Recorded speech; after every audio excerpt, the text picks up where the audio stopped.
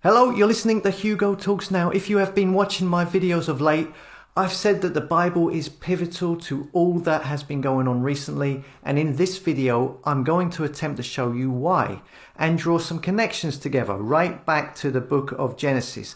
This video covers a lot of information, and to do it justice it would need to be very long, but I want to try and keep it short and simple, and you may want to go and research some things yourself to look into it some more. Don't take my word or anyone else's word. Look into these things yourself, okay? And let me know what you think in the comments here or on the website.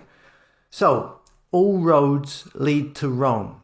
We'll start with Roman symbols and their predominance all across the world. I touched on this recently with the double-headed eagle. We'll get onto that in a moment, but first let's take a look at this one. This is called the fasces. It's an assemblage, it's a weapon, right? It's an assemblage of wooden rods bound together, typically about 1.5 meters long, bound by leather straps together with a single-headed axe. Sometimes there's a double-headed axe.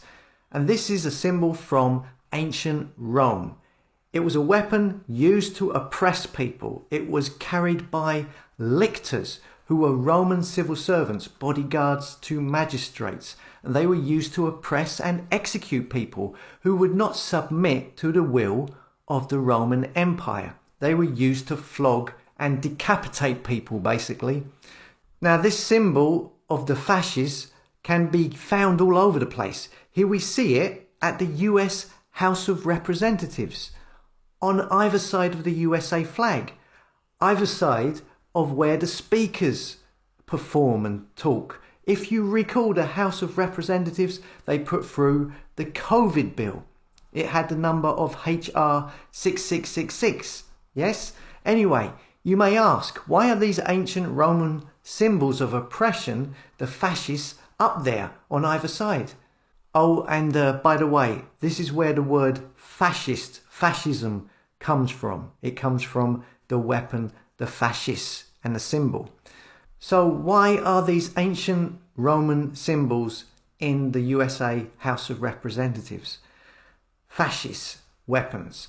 Fascism meaning a way of organizing a society in which a government ruled by a dictator controls the lives of the people, and in which people are not allowed to disagree with the government. Which is kind of what we have, is it not? They have created an illusion of democracy through the media, when in actual fact it's an autocracy, which they want to now take to a new level with a one world government, as stated in prophecy. Now, back to the USA. One of the reasons for these Roman symbols in the House of Representatives, it says here, is they say the founding fathers used Rome as an inspiration. Of course, the founding fathers were Freemasons. You'll also notice that they have a wreath around the fasces, like the Roman laurel wreath, which is also, you see it elsewhere at the House of Representatives here, for example. There's loads more. You have one at the President's Oval Office, a fasces above the door. We also see the eagle is on top of the fascist mace they use at the House of Representatives. The mace being a symbol of authority, a ceremonial staff, like they use elsewhere in the UK House of Commons and New Zealand, etc. They also have a symbol of the eagle in the ceiling. Now, take note of these ancient Roman symbols, specifically the fasces, the eagle, and the laurel wreath. This is the same laurel wreath you see around the United Nations logo. Again, ancient Rome. The laurel wreath were and are symbols of military victory, of Roman military commanders or emperors who wore them in battle. Why do you think the United Nations uses an ancient Roman laurel wreath surrounding what looks like a circle flat earth map? Roman victory over all of the nations. Just as the World Health Organization also have the laurel wreath on its logo. And then of course UNICEF also use the laurel wreath. All of these international organizations using ancient Roman symbology. The eagle is a symbol of Rome. It's been used over and over. They also used the double-headed eagle, which was used by the Byzantine Empire, which was the Eastern Roman Empire, and the Holy Roman Empire, which were the continuation of the empire after Rome fell. And the double-headed eagle represented an augmentation of the Roman single eagle, as we can see here. The single eagle, we can also see this in use by the Nazis. You see it here at the top of these things. They are holding at one of their marches. It was used by Mussolini. Here we see an eagle holding the actual fascists, holding it with its claws. So you've got two Roman symbols in one. The same fascist weapon symbol from ancient Rome that you saw at the House of Representatives. Oh, by the way, did you know that Mussolini was also an MI5 British intelligence agent? That's something to look into. They're all in the club. Germany uses the eagle. Russia uses the double-headed eagle. All symbols linking back to the Roman Empire, the same Roman Empire that crucified Jesus after the Jews asked them to. You will find these symbols on buildings everywhere. The Roman fascist decapitation weapons, say, here in Nottingham in the UK, or in Paris, France, or in Germany. You'll see the double-headed eagle in the UK, as here in the royal family, the Queen's 1st Dragoon Guards. On the reverse of this Queen Victoria coin. Loads of coins all over the world with royalty from different times featuring the eagle and the double-headed eagle. And laurel wreaths, of course. In the UK you have Britannia, which is supposedly the national personification of Britain, but of course she's wearing a Roman helmet and carrying a trident. Roman rule over Britain ended over 1,500 years ago, so the history books tell us, yet they still keep these symbols. The Knights Templar were a Roman Catholic military order, and the establishment in the UK royal family are all in that club. They wear the cross, the Knights of Malta. Just look at them. Look at what they wear and their connections to Freemasonry. Again, very obvious, very clear, all in the club. Talking of clubs, we have the Club of Rome. No Roman symbols in their logo, just a big old globe. They don't need the symbols. They've got the word Rome in the title. The Club of Rome, it says here, is a non-profit informal organisation of intellectuals and business leaders whose goal is critical discussion of pressing global issues. And they are the organisation that really started pushing the CC33 agenda back in 1972 with their Limits to Growth report, another offshoot of the United Nations. And this agenda is now being used to control the masses, okay? On old Roman coins, the trident appeared on the coins when an eagle wasn't being displayed. And of course, we have Ukraine with the trident symbology now. And they are working very closely with the USA and the UK and the EU. Ukraine, which was once called Khazaria, and the Khazars, who teamed up with the Byzantine Empire, who were the Eastern Roman Empire. An alliance with Rome, which first began, it says here, in the early 7th century, fighting together in wars, yeah? Khazars, at some point also converted to Judaism. Then we have the Freemasons, who use double-headed eagles, especially in regards to the Scottish Rite, Albert Pike, and so on. All of this is Roman symbology.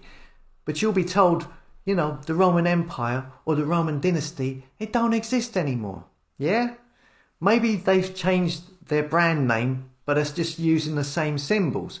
The Roman Empire would be labelled today as a fascist empire, that being an authoritarian, ultra-nationalistic political ideology and movement, usually with a dictator and no form of democracy, usually attributed to an individual country and leader.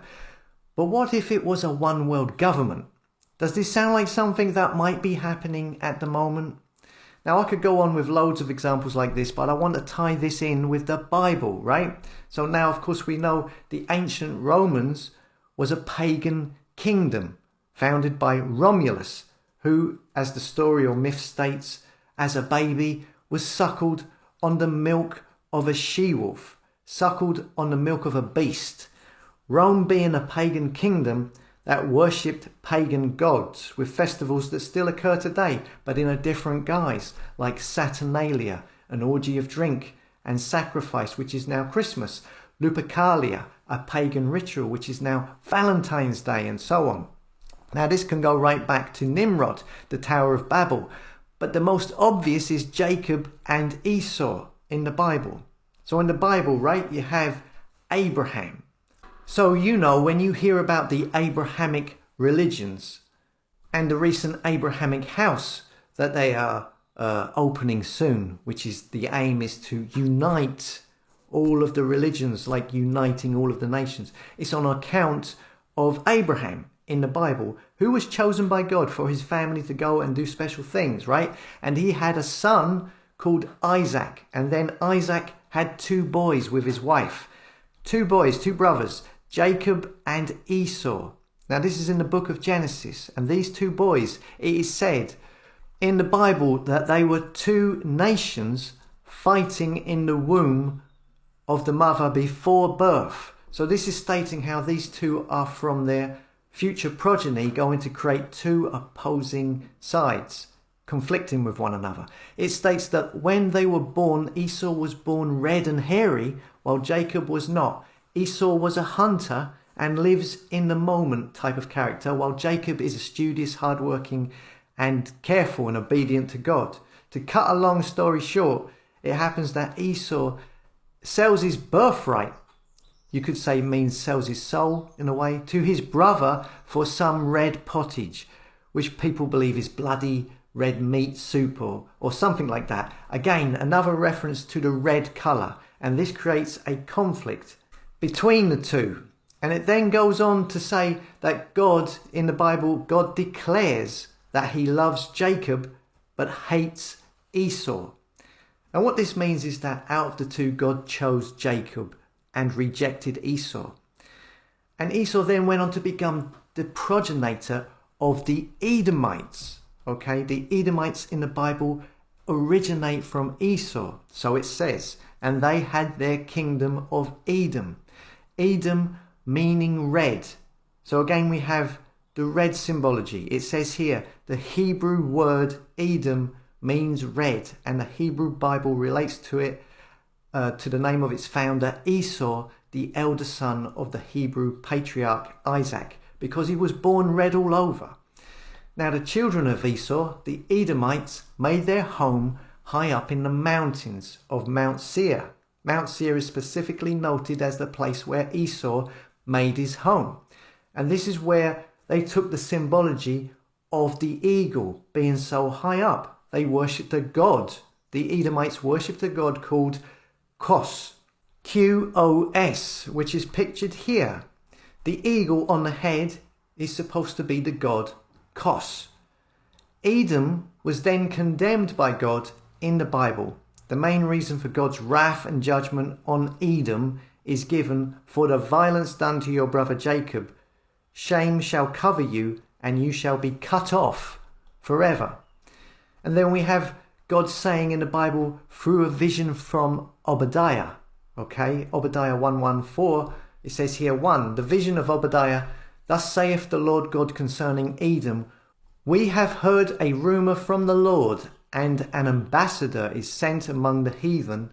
Arise ye, and let us rise up against her in battle. 2, behold, I have made thee small among the heathen, thou art greatly despised.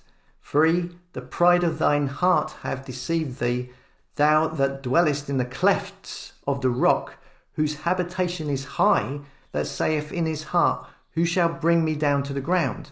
4, though thou exalt thyself as the eagle, and thou set the nest among the stars, thence I will bring it down, saith the Lord. So, though, what it says here, though you ascend, though Edom has ascended as high as the eagle in their pride, the Edomites thought themselves to be as high as the eagle, and God wanted to bring them down. Now, there are some people who suggest that Esau and the kingdom of Edom then became Rome, and that these hunters that associate themselves with eagles, who were rejected by God, who God said he hated, became Rome, and then the Roman Empire, who then went on to worship false idols to spite God, who went against God. Now, I don't know if there are any bloodlines that exist from back then to now. We do know that these royal families are very picky who they breed with, but this spirit of Rome, this anti-God, anti-Christ, international powers that exist, seems to be connected by symbols for sure. Could it come from there, all the way back to the book of Genesis, because God rejected them? Two nations, it said, two nations, two conflicting nations, and one is rejected and hated by God. And that eventually became the Roman Empire. And these colonial, take what you want, pagan, God-worshipping, warmongering, ruthless control freaks who went out and conquered and destroyed anything that got in their way, are what we see now as what influences the world. Another example of this is King Herod. King Herod was the king at the time of Jesus' birth in Bethlehem, and he ordered the death of every baby boy in Bethlehem 2 years and under. It was called the massacre or slaughter of the innocents. And this was done in order to stop Jesus being born. Just like Nimrod, who did the same to try and stop Abraham being born, and the Pharaoh to stop Moses being born, and so on. Now, King Herod was an Edomite, from the kingdom of Edom, appointed as king by the Roman Empire. And here we see a coin of King Herod with an eagle on it. Herod also installed a gilded bronze eagle above the gate of the Jerusalem temple. So all the way back there. And now we see these Roman symbols, the eagle, the fasces, the laurel wreath, today in all of these powerful international organizations. The spirit of Rome lives on today, clearly, with all of the symbols we can see in these governments and flags and secret societies. And that's why they want to have a one world government. And is this why they want transhumanism and all of this talk about us all becoming our own gods, and the hacking of the human body genetically, changing the human race because God created humans and they are against God, they are anti-God. And this spirit of Rome all goes back to God not choosing them, hating them. The ruling powers know that God rejected and hated them and said to destroy them at some point. So these ruling powers are the same spirit of Rome. When you see the word freedom, it has the word Edom in it, and the word freedom attached to the image of an eagle. Does this mean to them freedom from God, freedom from God's rules, freedom from the 10 Commandments, do what thou will, worship pagan gods, worship Lucifer, as we can clearly see the United Nations Lucis Trust, which is Lucifer Publishing, who Freemasons worship. And I haven't even covered the Roman Catholic Church, which was hijacked from Jesus by the Roman Empire in order to control people. So instead of invading, they ruled over them psychologically. The fear of the Roman army was replaced by the structure of fear of eternal damnation, which was a lot less expensive to maintain. Then later, add in the Inquisition and the burnings for those out of line, and you have a very Roman-like means of mass control. The vast array of pagan gods that supported all aspects of daily life became a very similar looking array of patron saints. I mean, just look at the Vatican. They continued the Roman tradition of creating enormous, over-the-top architecture, to show off, and art to substantiate their existence. All of this is more Roman-like than Jesus-like, is it not? So, okay, I hope that works and is not too complicated. There's a lot of information in there. I wanted to showcase a biblical division from the book of Genesis and follow it through to today, with the signs and symbols of Rome still on display in the places of power and across different nations, different races and different religions as well, and how that reflects in the decisions and the moral outlook of the international organizations who believe they have the power and rule over the world at the moment. God originally rejected Esau in favor of Joseph, and Edom was the descendants of Esau, who was symbolically identified as red and used the symbol of the eagle, who some claim became the Roman Empire, and that spirit of Roman imperialism, the spirit of anti-God, take what you want, control people, enslave people, oppress the people, and reject God, continues to this day as shown in all of the symbols on display in the places of power.